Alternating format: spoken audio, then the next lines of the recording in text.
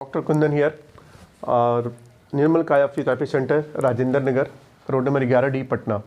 ये हमारा क्लिनिक है निर्मल काया के नाम से और मैं सिर्फ डॉक्टर कुंदन।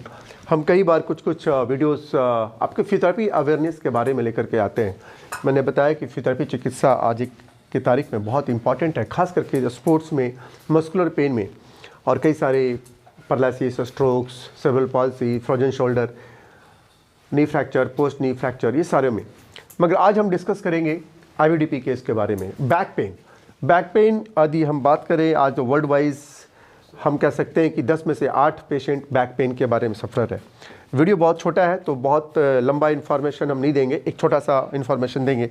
तो बैक के पेन के कारण तो बहुत सारे हैं, जिसमें कि आपको ओवरवेट होना, बोन का वीक हो जाना, न्यूट्रिशनल इनबैलेंस हो जाना, हार्मोनल इनबैलेंस हो जाना, कोई भी ट्रॉमा हो जाना, कोई भी फ्रैक्चर हो जाना, कोई भी स्पाइन में इन्फेक्शन हो जाना और पोस्चरल मतलब डिसअरेंजमेंट भी कह सकते हैं, जिसमें कि long standing, long sittings, long travellings, ये सारे मिसलिनियस रीज़न है बैक के कारण।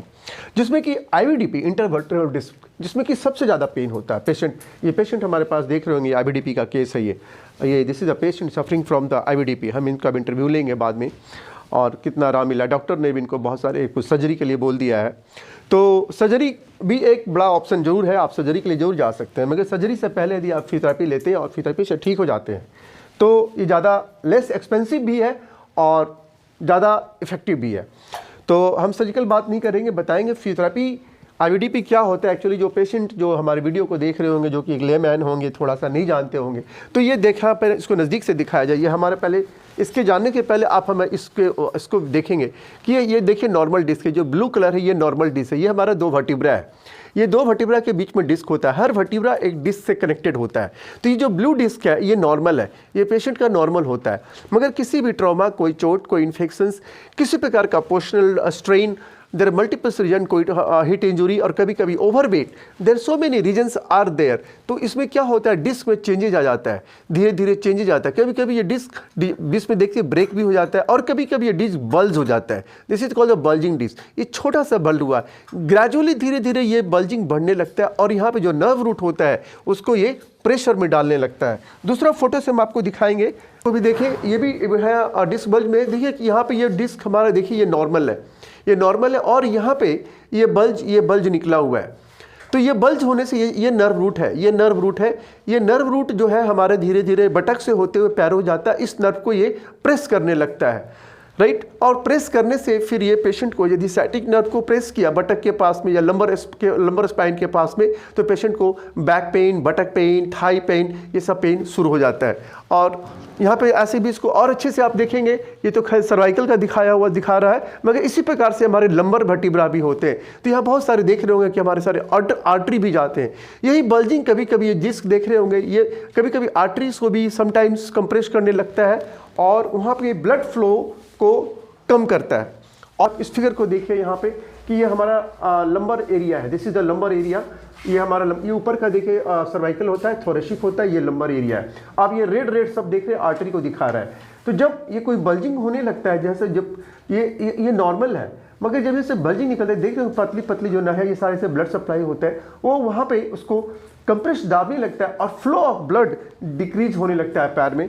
और ग्रेजुअली ये जब सीरियस केस होता है तो ये पैराप्लेजिक्स में और दोनों पैरों में वीकनेस तक का भी पेशेंट को आ जाता है और एक इमरजेंसी हो जाता है। उस समय तो सर्जरी करना डॉक्टरों की, मगर कभी कभी बिफोर द सर्जरी यदि अर्ली स्टेज में हो तो हम इसको फिजियोथेरेपी से काफ़ी सारे केस हमने यहाँ पे करीब मोर देन मुझे लगता है 100 केसेस को हमने ठीक किया, जो पेशेंट अर्लीस्ट में आते हैं। यदि कंप्रेशन बहुत ज़्यादा हो जाए और बहुत थर्ड लेवल पे चला जाता है तो ये सर्जिकल कंडीशन बन जाता है और सर्जरी के बाद फिर से आपको फिजियोथेरेपी लेना कंपलसरी है। क्योंकि यदि ब्लड फ्लो नर्व्स कंप्रेस हुआ तब तो कोई दिक्कत नहीं है, अब सिर्फ नमनेस आएगा, पेन होगा। मगर यदि आर्टरी कंप्रेस होने लगेगा तो ब्लड फ्लो डिस्टर्ब होगा और ब्लड फ्लो जैसे ही डिस्टर्ब होगा तो दोनों पैर में वीकनेस आ सकती है और पेशेंट को पैराप्लेजिक भी हो सकता है।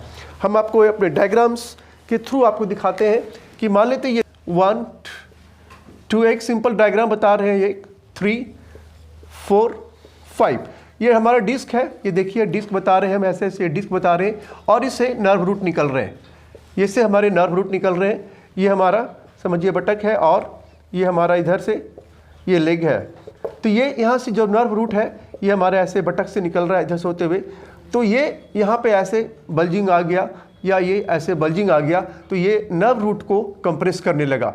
और यदि यहाँ पे ऐसे आर्टरीज भी है, ब्लू दिस वन, यदि यहाँ पे ये आर्टरी है और सपोज दैट ये आर्टरी है, यदि इसको भी ये बल्ज ये जो बल्जिंग है यदि इस आर्टरी को भी यदि ऐसे प्रेस करने लगता है, तो यहाँ पे जो हमारे जो नीचे जो लेग है, नीचे पैर जो है और ये जो पैर है, इस पैर में वीकनेस लाने के चांसेस ज़्यादा होते हैं। वो डिपेंड करता है कि कंप्रेशन कितना ज़्यादा हो रहा है, दबाव कितना ज़्यादा डाला जा रहा है। मगर यदि समटाइम्स ये आर्टरी पे ना होकर के ओनली सिर्फ नर्व पे करे, तब उसमें ज़्यादा इमरजेंसी नहीं होती है।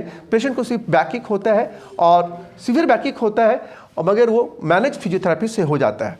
हम इसको आपको तीसरे इस स्केलेटन सिस्टम से भी आपको हम समझाने की कोशिश कर रहे हैं। आप इसको ध्यान से देखिएगा।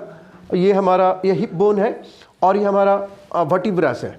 वर्टिब्रा ये डिस्क देख रहे होंगे, बीच में ये पीला पीला डाला हुआ है, ये डिस्क है। This is called the intervertebral disc. हर वर्टिब्रा डिस्क से कनेक्टेड होता है। बीच में रेड कलर का देख रहे होंगे, ये आर्टरीज है, और ये जो दिख रहा होगा पीला पीला, ये नर्व रूट है। ये बहुत अच्छा से बना हुआ है, ये नर्व रूट है। अब सपोज दैट कि हमें यहाँ पे कोई प्रेशर पड़े या कोई यहाँ पे कोई फॉरवर्ड बेंडिंग बैकवर्ड बेंडिंग इस वर्टिब्रा पे ज़्यादा हो या पीछे हो, या ऊपर से कोई थ्रस्ट हो जाए या नीचे से कोई फॉल इंजुरी हो जाए या कोई ट्रोमेटिक्स हो जाए या कुछ भी है, कोई यहाँ पे इन्फेक्शन हो जाए, there so many things are there, no problems. तो ये जो बल्ज है, ये डिस्क है, इसमें कोई टेयर भी आ सकता है, इसके अंदर का जो फाइबर भी ब्रेक कर सकता है, ये बाहर आ जाता है। There so many miscellaneous changes comes in the intervertebral disc and this disc press this nerve. अब ये नर्व देख रहे हैं, इसके पीछे जगह बना हुआ है, मगर क्या होता है, ये नर्व इसको प्रेस करने लगता है। तो this is the IVDP intervertebral disc prolapse बोलते हैं। और ये आप देख रहे होंगे दोनों हमारा हिप बोन है और यहाँ से फिर हमारा पैर जाता है, पैरों में परेशानी आने लगती है। कभी कभी किसी कारण से ये जो वर्टिब्रा जो है आगे पीछे हो जाता है, जिसको हम लोग स्पॉन्डिलोलिस्थेसिस और बैकवर्ड में रेट्रोलिस्थेसिस के नाम से भी जानते हैं।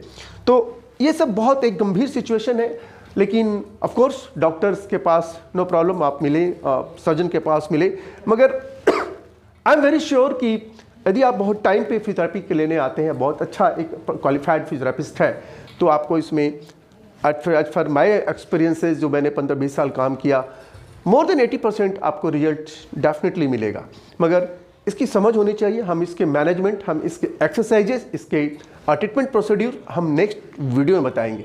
आज हम बहुत सारे पेशेंट हमारे पूछते हैं, सर ये कैसे हो जाता है, ये क्यों हो जाता है, तो मैं इसको एक थोड़ा सा एक सिंपल में किताब में बहुत जटिल में लिखा हुआ है, क्योंकि हर एक लेमैन टेक्निकल बातों को नहीं समझ सकता है, तो मैंने इसको एक हिंदी में बहुत सरल भाषा में इसको समझाने की कोशिश किया है, ताकि एक सिंपल आदमी जो भी मेरे वीडियो को देख रहा होगा वो इसको समझ सकता है कि हमें ये IVDP क्यों होता है। तो ये कारण मैं बताया कि मेन इसका मेरे से कोई पूछेगा, if I some ask the postural derangement, posture wrong postures, long standing, तो सो मेनी मिसलेनियस राजेस, और इसमें पेन होता है। हम नेक्स्ट वीडियो में इसका मैनेजमेंट भी बताएंगे। Thank you viewers. ये IVDP केस आपको कैसा लगा सुन करके अपना कमेंट बॉक्स में डालें और इसको शेयर भी करें। Thank you.